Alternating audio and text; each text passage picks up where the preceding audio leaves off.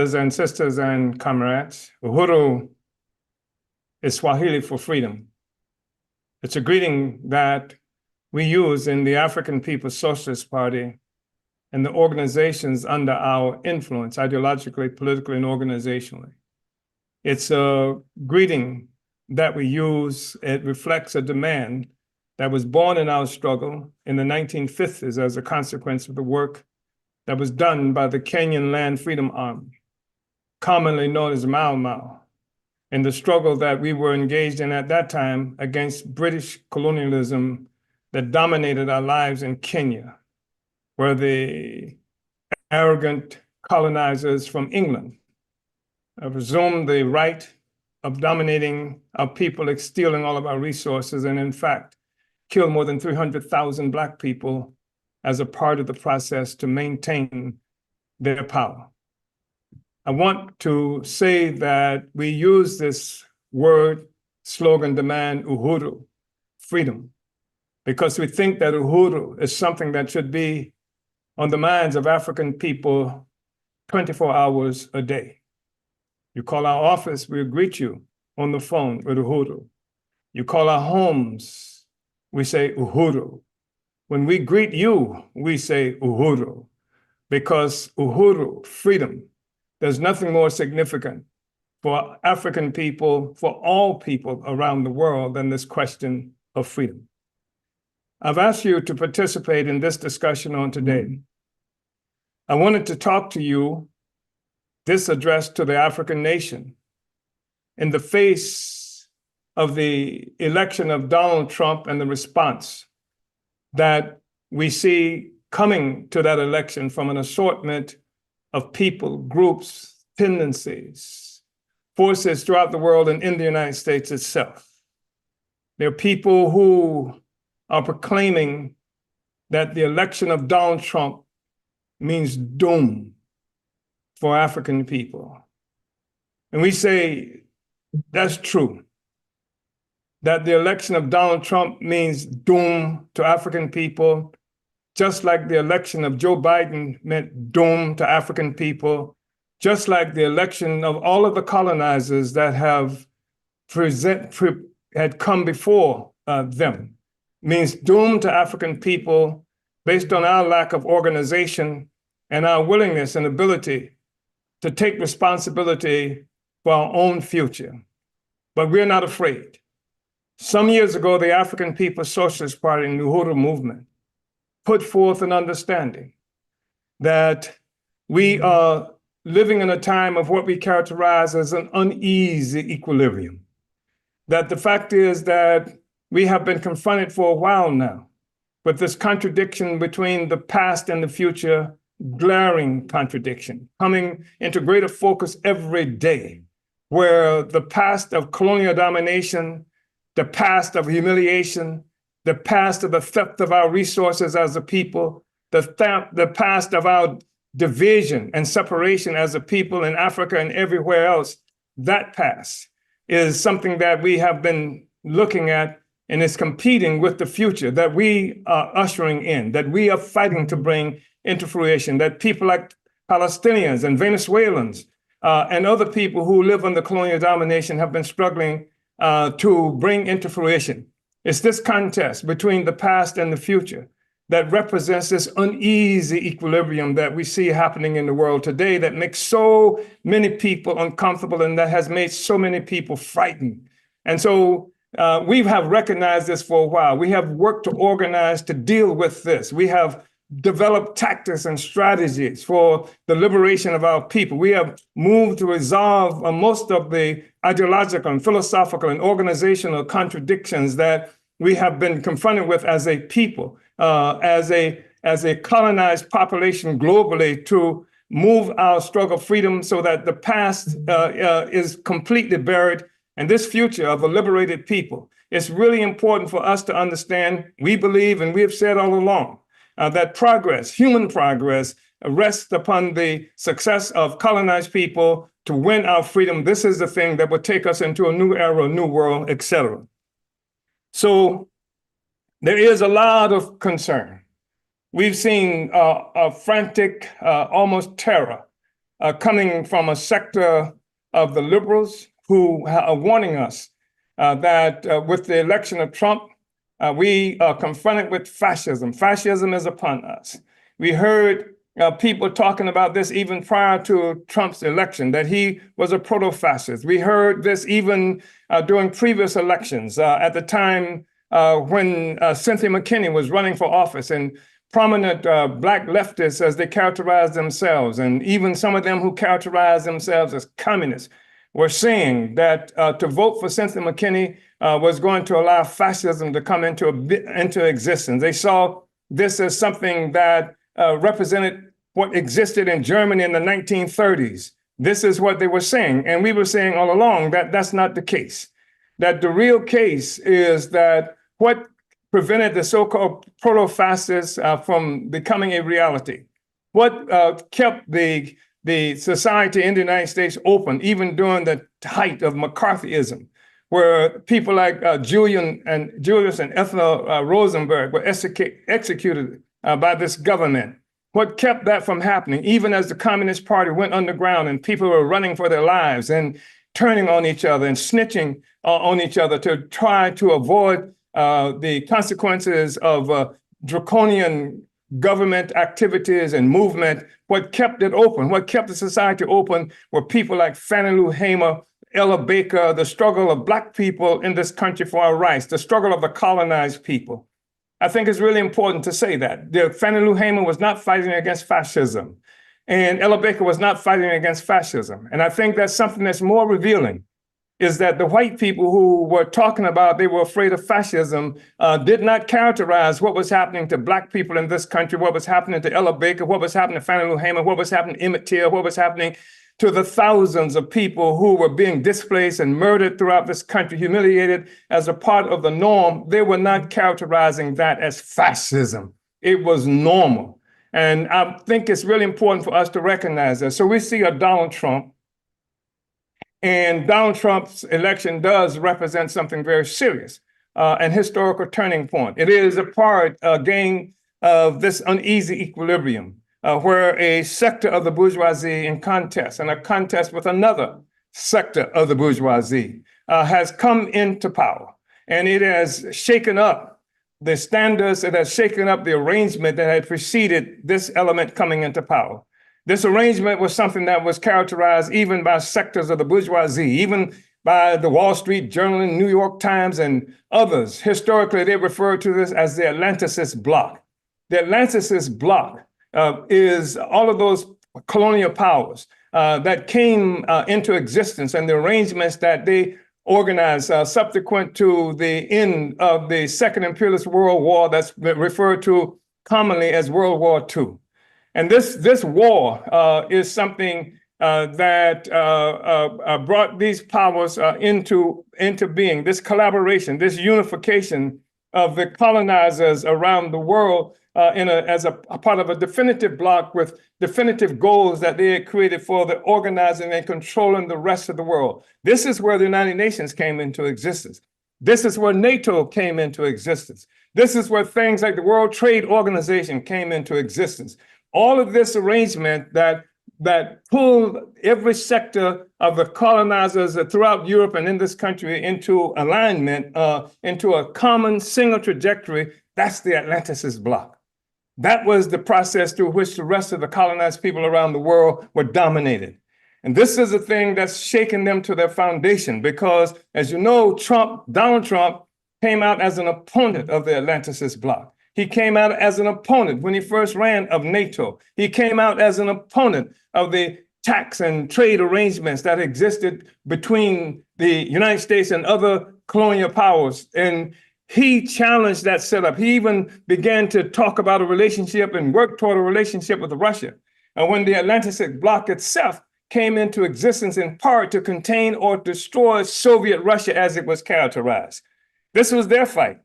It had nothing to do with colonialism except for the fact that it was the struggle of colonized peoples around the world that generated the need for them to contain the Soviet Union that they saw as being aligned with the aspirations, the interests of colonized people, the working peoples of the world. This was part of what incited them and moved them against the Soviet Russia. This contest also that they were engaged in for the resources of the peoples of the world, the resources of Africa, the resources of Asia and the Americas, the rest of that, the Middle East. Who was going to control those resources? And could the colonizer come into an agreement with each other so that they could steal these resources from Africa and steal these resources from the Middle East without having to make war against each other? So this is what the United Nations was supposed to do. And then NATO, the North Atlantic Treaty Organization, was supposed to be this military force that they were had in the ready to fight and destroy Soviet Russia, which they saw as the primary contender based on its unity, objectively speaking, with the colonized peoples of the world. That's what we were looking at. That was the arrangement they made, and they ran the world for something like 75 years, this Atlanticist bloc.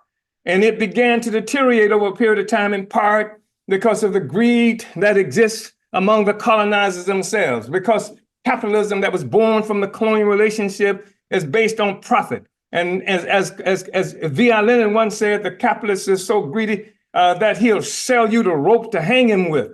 And so you had this contention all the time between these different sectors of the colonizers. Who was going to get what? And so it was this process that came under assault with the emergence of Donald Trump. And Donald Trump and some of his allies saw a potential to get into the game that they were left out of by the Atlanticist arrangement. They didn't get a piece of the action. And they saw with Russia the possibility of getting a piece of the action, the tremendous amount of resources, especially petroleum and what have you, that existed in Russia. And so Trump was one of those, and there were others who were around him that wanted to have a new kind of arrangement that would open up Russia and give them the ability to go to Russia to get these resources, despite the fact that the United States had declared Russia formally as some kind of antagonistic force that it was in contention with. This is part of what was the basis of the contradiction that you saw there. And so when Trump was elected on this campaign promise to go against NATO, to even establish relations with North Korea, as it was characterized, which helps to break out of that containment thing that they were trying to do with anything that characterized itself as communism, but really anything that was out of the control of the Atlanticist bloc. And Trump moved in that direction. And many of the people associated with him, Paul Manafort, his campaign manager, indicted for having relationships without registering with the United States as a foreign agent. This was the war that was engaged in between them. And it had nothing to do, many people are concerned because they said, well, you're taking up for Trump, but Trump is a criminal. And I would say, first of all, that when you talk about crime, it is the law is the opinion of the ruling class at any given moment. And whoever's in power, whatever social system is in power, defines what the law is. And Trump was indicted on 90 some odd things and convicted on 30 some odd charges, et cetera. And he's the president of the United States right now, even as that's the case. And there are Bidens who I'm sure are trembling right now for the possibility if Trump does what they say he's going to do in terms of come out in revenge and get at people who were his enemies, that there are Bidens who face the same possibility of charges against them, not just Hunter Biden, who we are familiar with, who became a part of a gas corporation in Ukraine that played some role in the contest between Biden and Trump, et cetera. But Joe Biden and Joe Biden's brother and all of them who were inferred, there's an inferred relationship with all of them. So that's a problem that they're confronted with as well. I'm just mentioning this stuff so that people don't get carried away around this question of Trump being a criminal as opposed to the Congress itself and most of the sitting members of the Congress being crooks, stealing from the people on a regular basis. And I would say that for those who talk about Trump being a criminal, it is worth noting that Trump was never indicted for a murder of Palestinians. Trump was never indicted for the brutality imposed against the people of Venezuela. Trump was never indicted for any crimes that we can point to in Puerto Rico and other places and the treatment of African people in this country. He was never indicted for that. The indictment of Trump was for things that the ruling class, a sector of the ruling class, assumed that he had done against them, against the interests of the ruling class. It's really important for us to understand that and not be carried up in that, because I saw even some leftists in this country were concerned because Trump is making an attack on the FBI. And the FBI is what attacked Trump. And the FBI attacked me. And the FBI attacked Malcolm X. And the FBI attacked Martin Luther King. But those are not factors those are not entities and issues that most of the people who are condemning Trump are able to grasp. So it's not a matter of crime. It's a matter of crime against whom. It's a matter of whose interest Trump was working in and against at any given moment. So there are a lot of people, again, who are concerned about Trump. They say because Trump is a warmonger. They talk about the warmonger, and the warmongering that they refer to is the unwillingness of Trump, apparent unwillingness of Trump to participate in the war that's being made against Russia, using Ukraine as a vehicle for that. And these are people who supported Kamala Harris who are saying this. And so they're saying what Trump promises to do. Say, if Trump, with his election, you can see all these horrible things happening. And I don't know if Trump's election is going to result in 100,000 more deaths of the Palestinian people in Gaza. And that's what I'm saying. And that's a modest figure that we're using in the sense that they can already talk about 40,000 people who have been killed by this incursion of the Biden administration in Gaza. But they're not counting the people who died through starvation because they won't let food get in.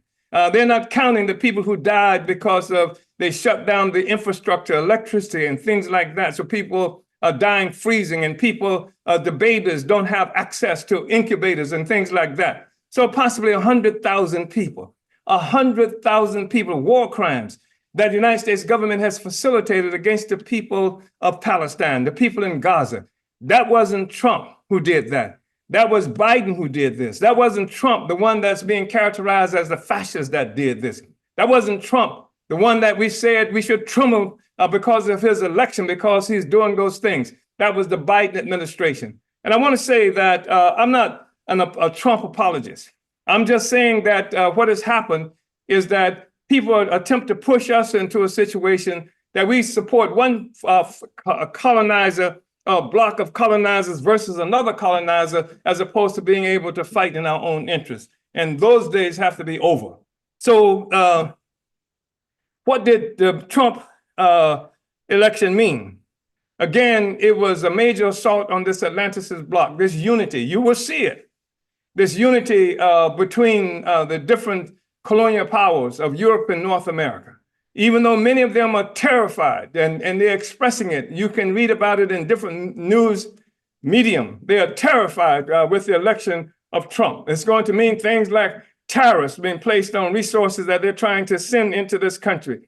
It's going to mean things about the basic relationships and the reliability, as they see it, of the United States protecting their interests, especially since Trump has come out quite definitively and decisively saying that they're not fighting these kinds of wars anymore. I don't know if it's true or not, but that's what's been said, and that's what has caused a lot of fear for some of them. But I tell you what Trump's election did expose. It exposed, among other things, the decreasing influence of the colonial ruling class media. All of the media. Virtually all of the media worked for Harris. The New York Times, the Washington Post, and the Wall Street Journal straddle the fence from time to time. But all of them, Zuckerberg and Facebook, and that would even shut you down. They call it shadow banning. If you said something that contradicted the line that was coming from the Biden administration around the murder that they're committing around the world, or the attack on African people. In fact, they declared, and Facebook was one of the first out of the gate to declare that anybody who was criticizing the United States, African people, Mexican people, et cetera, were working for Russians. They challenged that even about Black Agenda Report. that we were instruments of Russia, Russian propaganda, etc. So this is part of what was being promoted by the media. And the people dismissed that. And what we saw was the emergent significance, or the obvious significance now, in the face of the declining influence of these major bourgeois colonial media entities. We saw the obvious influence of these other podcasts and independent entities. Whether you like them or not, they were there. Whether it was a Tucker Carlson, whether it was some of the others who were out there with a whole different line. In fact, when Tucker Carlson first separated himself from Fox, when Fox fired him, in part because he came out in support of me and the Uhuru movement, when the United States government under Biden attacked us for voting, attacked us for speech, attacked us for demanding reparations, attacked on putting it on the ballot, attacked us for talking about the United Nations Convention on the Prevention and Punishment of Genocide that the United States government was violating. It was the Biden administration that did that. It was not the so-called fascists, but it was the Biden administration that did that.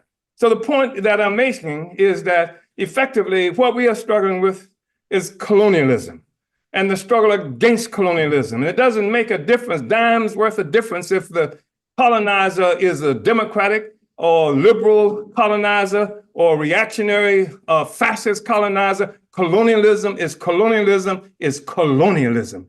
And that's the thing that we are suffering from. And I think it's important to say this. I was at a meeting just the other day with a section of the Green Party. And this meeting the other day, where they were doing a watch party, looking at the outcome of the election and looking at their participation in the elections. And I got shut down effectively and insulted because I went there to support the Green Party because Jill Stein, their presidential candidate, has been extraordinarily supportive of the struggle that we're involved in. And so I went there to support the Green Party. And then I ran into this process. I was just going to salute them and said that if you are going to talk about the issue of election interference, which is what they had begun to talk about, you can't do that without talking about the attack on the Uhuru 3. Because one of the reasons they attacked the Uhuru 3 is that we ran a campaign for reparations and we were indicted because they said the Russians were responsible for that. I said, you can't talk about election interference without talking about the murder of 3 Black children in Birmingham, Alabama in 1963, the murder of, 3 or 4 African children there. You can't talk about that without the assassinations that we faced, Martin Luther King and all these other people who were fighting just for the right to vote. You can talk about election interference. If you're going to be able to attract and speak to African people, you got to include that as election interference. Otherwise, it's bogus what you're talking about, and you will never see Africans coming into this work. But they were blind to that. They couldn't see that. And that's one of the contradictions that we are facing in terms of trying to understand this question of Trump and this question of colonialism, because colonialism is the blind spot. Colonialism is the thing that they don't want talked about. Colonialism, and our discussion about colonialism, the fact that the African People's Socialist Party dragged, fought, clawed, and pushed the issue of colonialism back to the surface after they thought they had killed it with the assassination of Malcolm X, the assassination of members of the Black Panther Party who were against colonialism. They thought they had destroyed it because they wanted us contained within this position of being against racism. And to struggle against racism is something that validates the system itself. It's saying that if we can just make white people like us, if we can be like white people, then everything would be all right. And when Martin Luther King himself had said that America is the greatest purveyor of violence on earth, and that didn't just limit to Mississippi, but it was Vietnam and all these other places. Colonialism is the fundamental question they didn't want to deal with. And we brought it back to the surface. And this is the basis of the attack on us. But we've also seen, again, the losing influence of the bourgeois media. And we've seen the bourgeois media even have to enter into this discussion about settler colonialism, settler colonialism. They're having to talk about it because we did it. African People's Socialist Party did it. When nobody else wanted to talk about it, we did it. When people thought that you're going to turn people off if you talk about it, when they're saying that the masses won't understand, we did it. And we brought it back. And everywhere you see in the world now, people are talking about colonialism because we brought it back to the surface as a political issue. So this, and I'm speaking about the declining influence of the colonial ruling class media and the growing influence of independent media outlets. This is not new. We saw that happen in the 1960s too. Even how so-called alternative press and alternative media forced the ruling class media even to change how they look. They had to start trying to learn how to look like hippie newspapers and things like that because people had turned their backs on them. And so people have lost confidence, no trust in them. People don't trust the New York Times. People don't trust Zuckerberg. People talk about how Zuckerberg will put you in Facebook prison. People have had to learn how to speak a different language when we're on Facebook and social media so that certain words don't pop up and they can use as algorithms to kick us off. This is what we've had to do. And this is not under Trump. This is colonial oppression that we are looking at. And they shut us down and shut us from being able to talk. And again, Zuckerberg and the rest of them initiated this process that we are talking about, saying that if you criticize the United States, you're working for Russia. It's Russia who's responsible for that. Russia put together, they say, this false organization, these false entities on social media that talks about Black people, that talks about Mexican being oppressed, exploited. It's Russia, they said, that did it. And so obviously, they were unsuccessful in doing that in this instance. And I think that one of the most important things that you can look at too is that they had declared Donald Trump an illegitimate president. Why? They said because Hillary Clinton didn't lose to Trump. It was Russia. They said Russia, Russia, Russia. It was Russian interference that is responsible for Trump coming to power as the president. That's what they said. And every day that Trump was in office, they were using Russia, Russia, Russia. Anything he did, Russia, Russia, Russia. That was the basic. Russian hysteria is something that they pushed to the surface. And when we run for office and criticize the United States Justice Department under Biden said it was Russia, not Trump, said it was Biden that did this. And I think, or rather they said it was Biden and his administration that's followed through by Kamala Harris. That said Kamala Harris, that it was Russians who we were working under the leadership and direction of Russia. Not that we have any interests of our own, not that we have agency as Black people. We're just stooges to be used by other forces that they characterize as white. This is what we are looking at and talking about. And it's really critically significant that I'm involving us in this discussion in terms of this presentation to the African nation. We need to understand this, Africans, brothers and sisters. So we see the declining significance and influence of the colonial bourgeois media. We see the growing influence of just podcasts. Some of them who don't like us and we may not like them, but they were those who pushed against the Harris arrangement, the Biden arrangement, and pushed for Trump.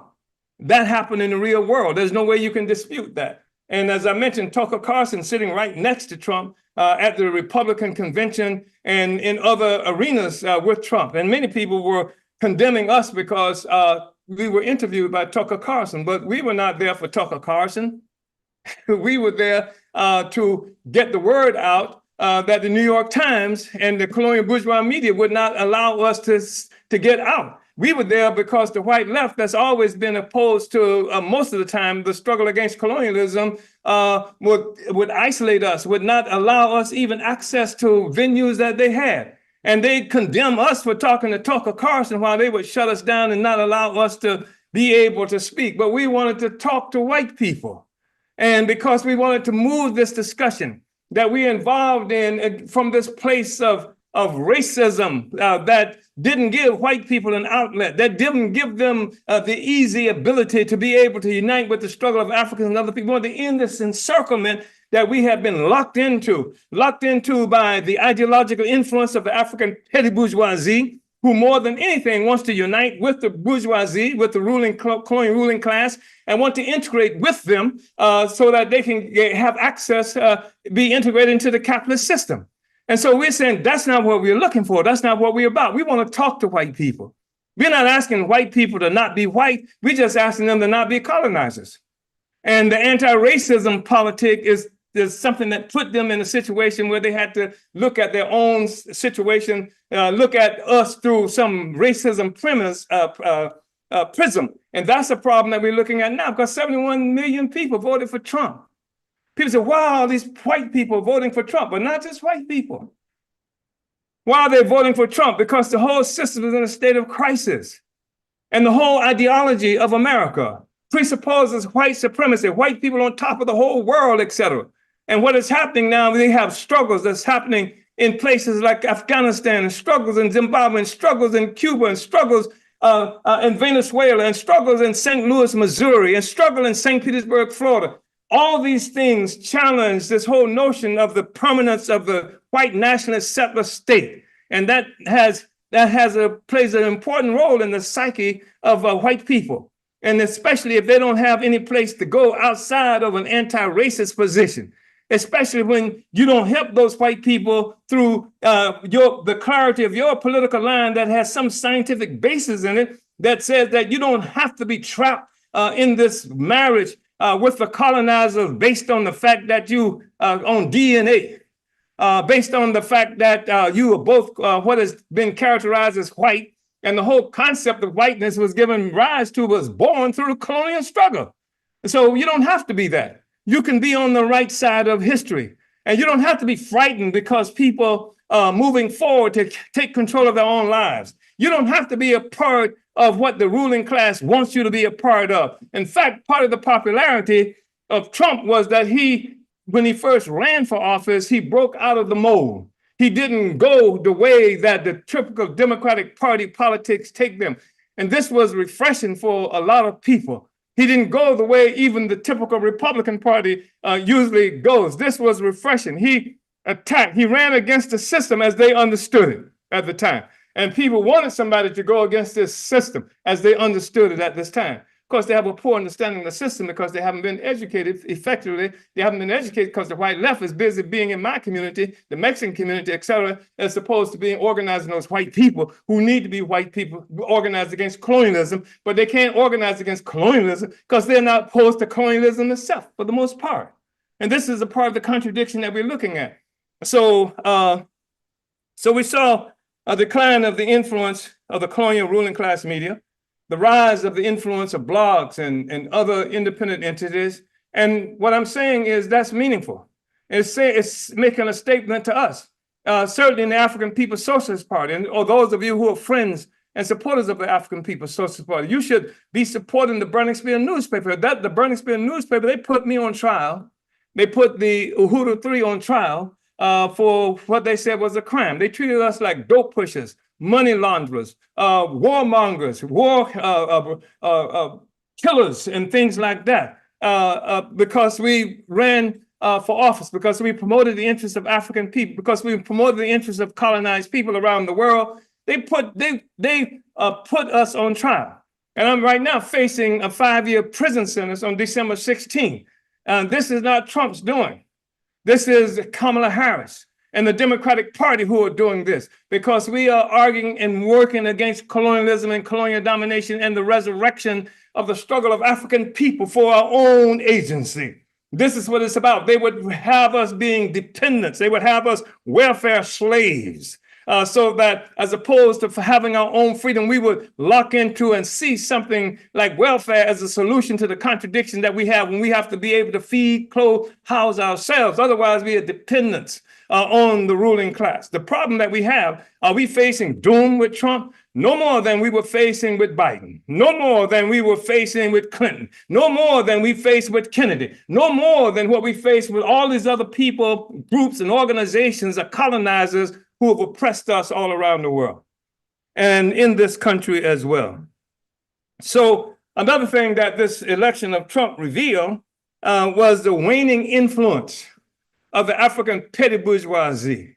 I'm talking about these sycophants. I'm talking about these weak-kneed, belly-crawling forces who call themselves representatives of Black people and have been able to get away with it, partially because they've dominated the electoral process for such a long time, which is one of the reasons the United States government tried to shoot us out of the electoral process, which is one of the reasons they want to put us in prison, because for the first time, we put revolution on the ballot. We put reparations on the ballot. We put gentrification on the ballot. Democratic Party didn't do this. You wouldn't get this from the Democratic Party. You're crying about Kamala Harris. Kamala Harris didn't create 50 some odd economic development projects for African people throughout this country. The African People's Socialist Party did that. Kamala Harris did not change the whole North St. Louis that's occupied by African people and assaults on our right to have housings and jobs and things like that. The African People's Socialist Party did that. Kamala Harris didn't do anything to get rid of what they characterize as food deserts, which is another word for power desert. The African People's Socialist Party did that. We are the ones who created markets and things like that in the community so that money can circulate in our own community so people can walk out of their doors down the street and get fresh food and things like that. Not the Democratic Party, not Kamala Harris. And this is what's so sickening about these Negro politicians who work hand in glove with the colonizer. And they would have us fighting against what they call racism. And so we saw they were ineffectual. Obama came out for Kamala Harris. He was ineffectual. It didn't work. It didn't stop the bleeding of the Democratic Party in terms of African people looking for alternatives. And unfortunately, because Zuckerberg and New York Times and the Washington Post and the St. Louis Post-Dispatch and all these other entities work to make sure that the people can't hear what we have to say, people thought they had no alternative except Trump and Harris. So when Harris proves to be a murderer, carrying out the policy of the Democratic Party, murdering Palestinian people in Gaza, people didn't have a place that they could go to easily. So it was Trump. The Harris adopted the same economic policies that's starving our community and starving our people and humiliating us on a regular basis. People didn't see any place to go, so many of them went to Trump. The same thing is true with the Mexican people. Got a Mexican population where on the border, the people, children are living in cages and stuff like that. Trump didn't do that. They talk about what Trump is going to do, because when he first gets there, the first thing he's going to do is expel all the immigrants. Barack Hussein Obama expelled more immigrants, more undocumented workers in this country that's in history. Nobody has done what Obama has done, and yet you're crying about Trump. What you have to cry about is colonialism, and not cry, not agonize, organize to deal with that. That's what we are saying.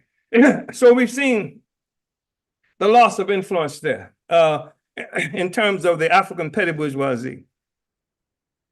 Impotent petty bourgeoisie.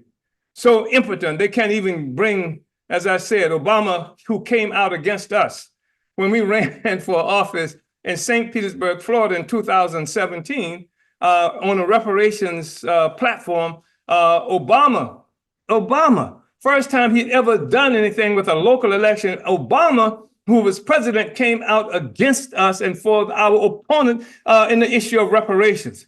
And we are supposed to be seeing this fascist menace that's ahead of us in a fashion that would have us move in the direction of Harris as opposed to looking out for our own future.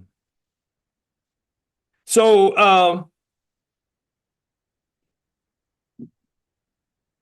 I think that part of what we need to understand is that,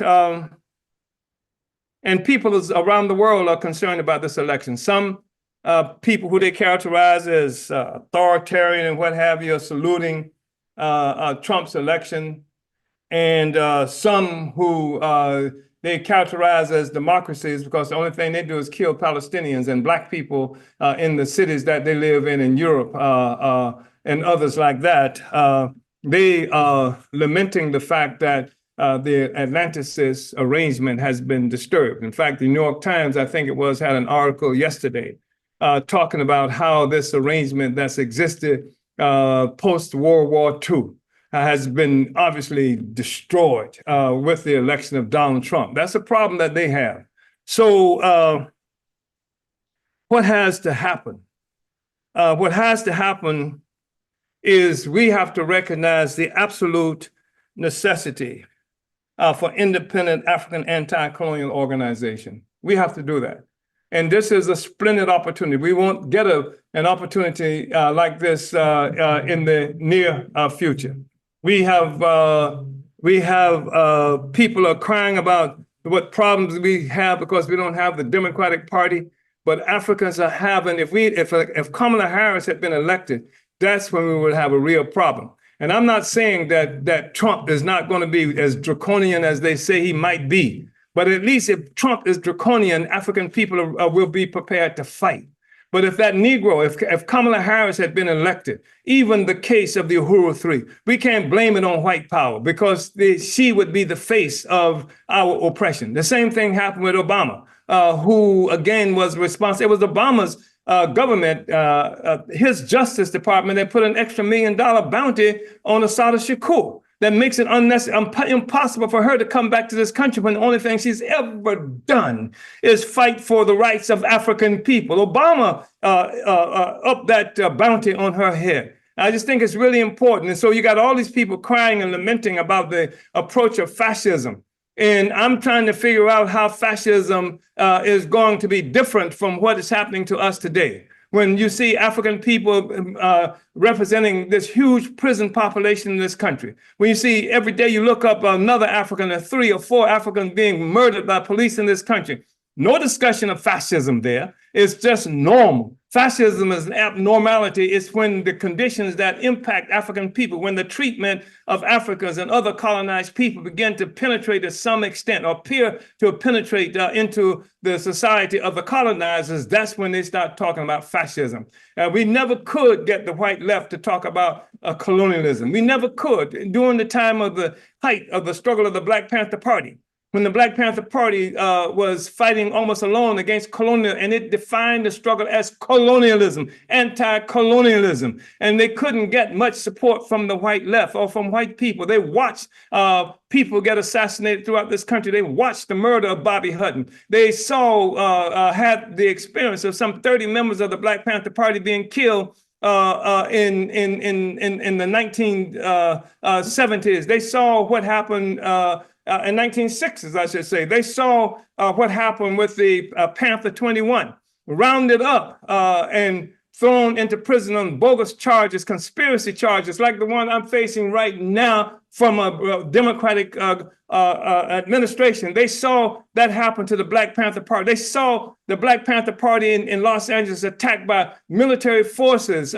for simply doing work, political work against colonialism. They saw J. Edgar Hoover, who was the leader of a government political police, a secret political police organization, declare that the Black Panther Party represented the greatest threat to the internal security of this country. And then others who was the Attorney General at the time said that by the end of 1969, the Black Panther Party would be destroyed. Nobody talked about fascism then. You couldn't get the white left to work with our movement. The only time the white left would come around is when we had been beaten so badly that in 1972, the Black Panther Party was forced by being isolated from the white population, being isolated from the left, having to fight alone, call for a national conference on fascism.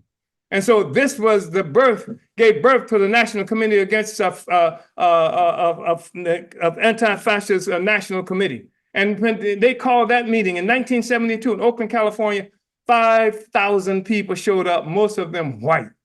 We couldn't get them there when we were talking about the anti-colonial struggle African people were involved in. We had to say, it's about you too, boss, in order for us to get support from them. The Communist Party was there, the same Communist Party led by Gus Hall, who had declared that the Black Liberation Army was comprised of nothing but some kind of bandits. That was the kind of politic that they had then.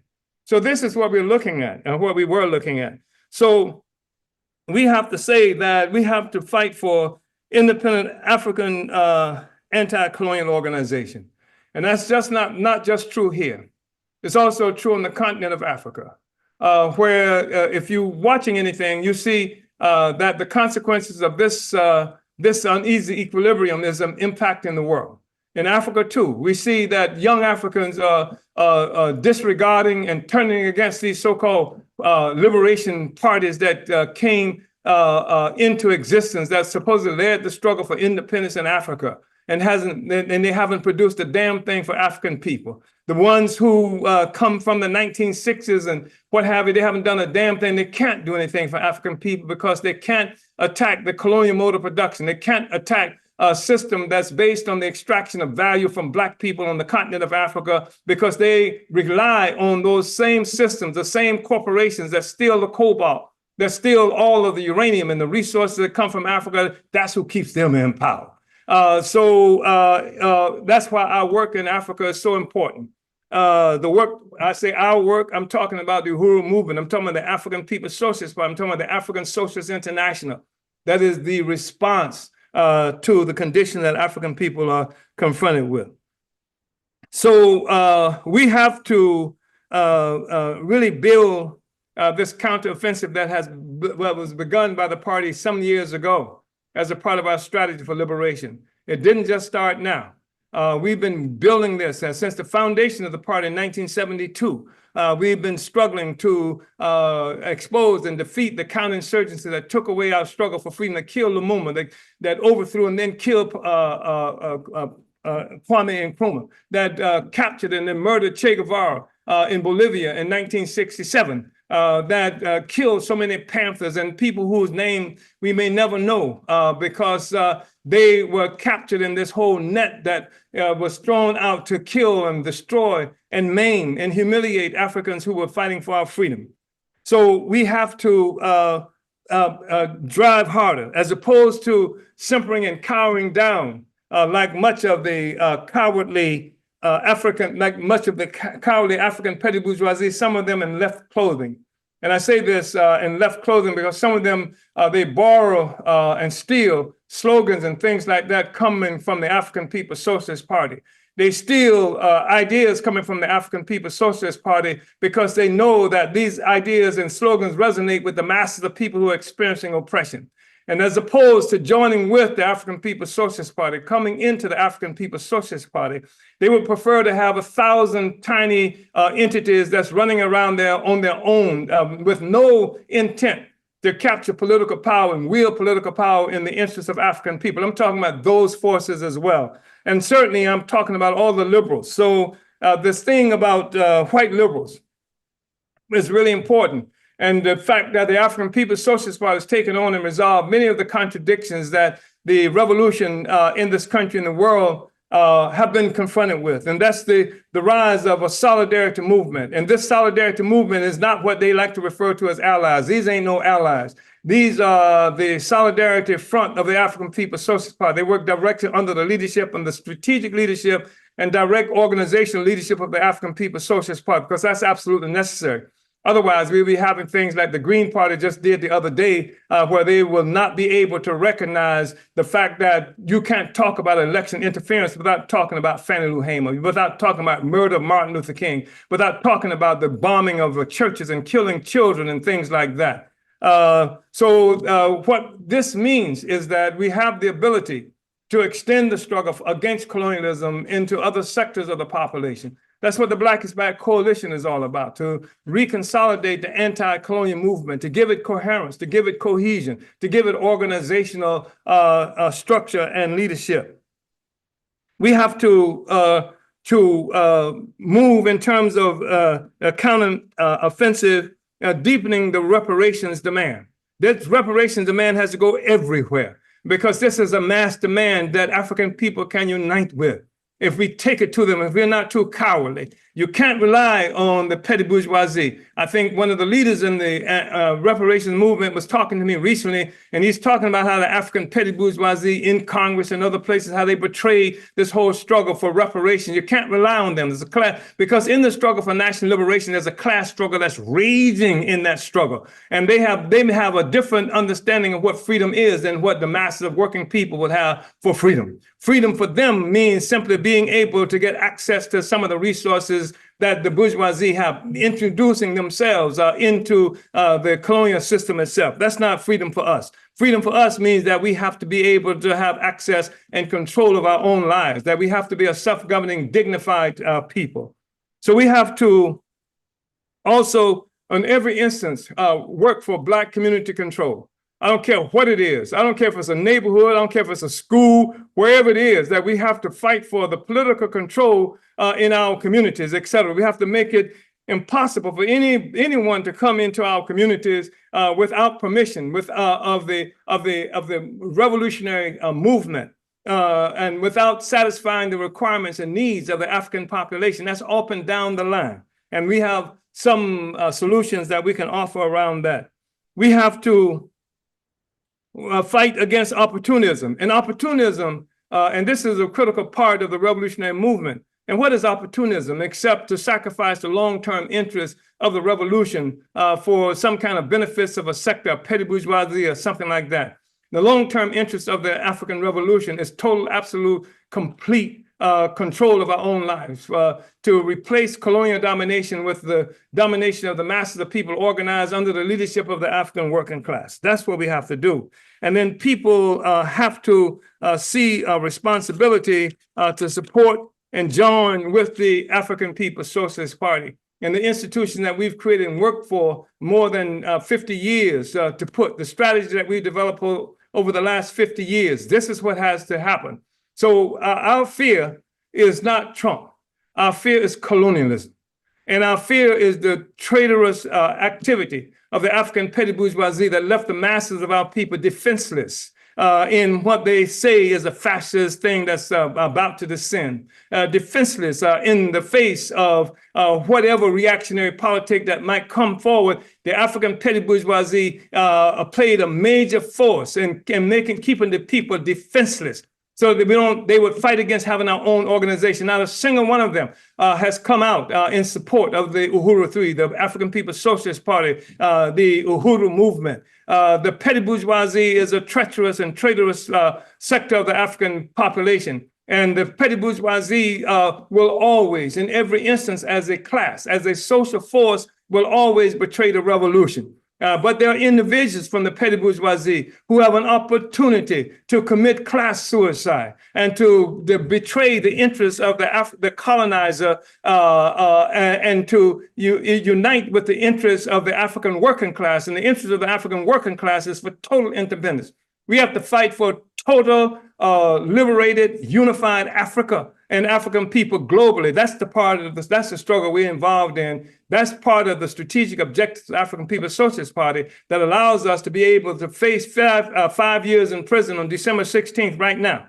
Recognizing that it's possible that would happen, recognizing that the intent of the government attack on us in the first place was to keep us from being able to represent African people and to lead in a more definitive way toward our own freedom, to destroy our organizations, destroy the institutions that we've created, to bankrupt us and take resources away from us, making us spend more than $500,000 up to now just in legal fees alone. Looking at our institutions, claiming that the Russians are responsible for the reparations movement, claiming that the Russians are responsible for the radio station that we helped to bring into existence, saying that the Russians are responsible for the work that we've been doing, but it ain't been the Russians, it's been us, and we're going to keep doing it. And the thing that we're talking about now, this message to you, this message to the African nation is a message to say that we have to keep promoting that, building that, to make it possible